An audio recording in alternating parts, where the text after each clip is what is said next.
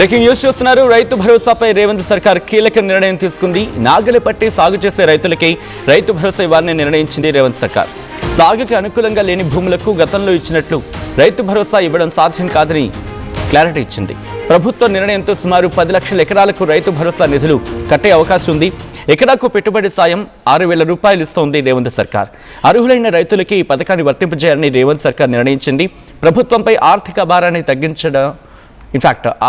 భారాన్ని తగ్గించనుంది రేవంత్ సర్కార్. దానికి సంబంధించిన బ్రేకింగ్ న్యూస్ చూస్తున్నారు. రైతు భరోసాపై రేవంత్ సర్కార్ క్లారిటీ ఇచ్చింది.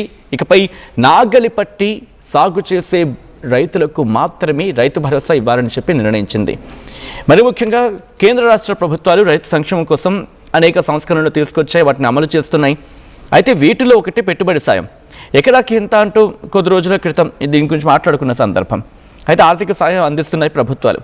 తెలంగాణలో రైతు భరోసా పేరుతో ఈ పథకం అమలవుతోంది. గతంలో 2 సీజన్లకు కలిపి ఎకరాకు 10,000 రూపాయల ఆర్థిక సాయం ఇస్తూ ఉన్న సందర్భం.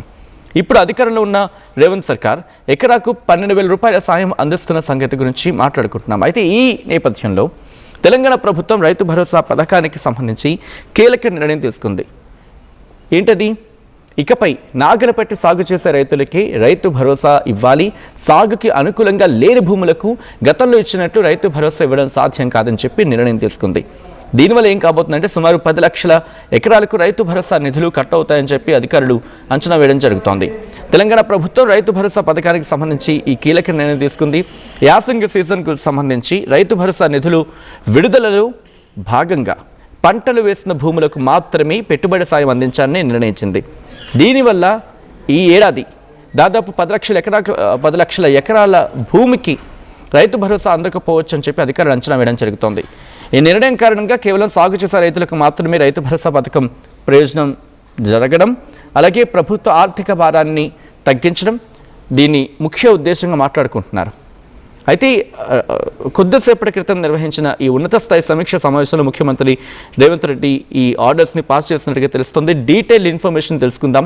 మా ప్రతినిధి మధు అప్డేట్స్ అందించేందుకు సిద్ధంగా ఉన్నారు. మధు, మరి కాసేపట్లో లైవ్లో అందుబాటులోకి వచ్చి ఇన్ఫర్మేషన్ అందించే ప్రయత్నం చేశారు. అయితే గత బీఆర్ఎస్ సర్కార్ రైతులకు పెట్టుబడి సాయం అందించేందుకు రైతు బంధు పథకాన్ని ప్రవేశపెట్టింది. మొదట్లో ఎకరాకు 4,000 రూపాయలు ఇచ్చారు. ఆ తర్వాత మరో 1,000 రూపాయలు పెంచారు. ఎకరాకు 5,000 రూపాయలు చొప్పున పెట్టుబడి సాయం అందించింది. అయితే ఈ పథకం ద్వారా వ్యవసాయం చేయని వారు, బీడు భూములు లేకపోతే కొండలు గుట్లు ఉన్న ఈ భూములు కూడా నిధులు అందుతున్నాయనేది ఇక్కడ ప్రధానమైన ఆరోపణ, రేవంత్ సర్కార్ చేస్తున్న ప్రధాన ఆరోపణ.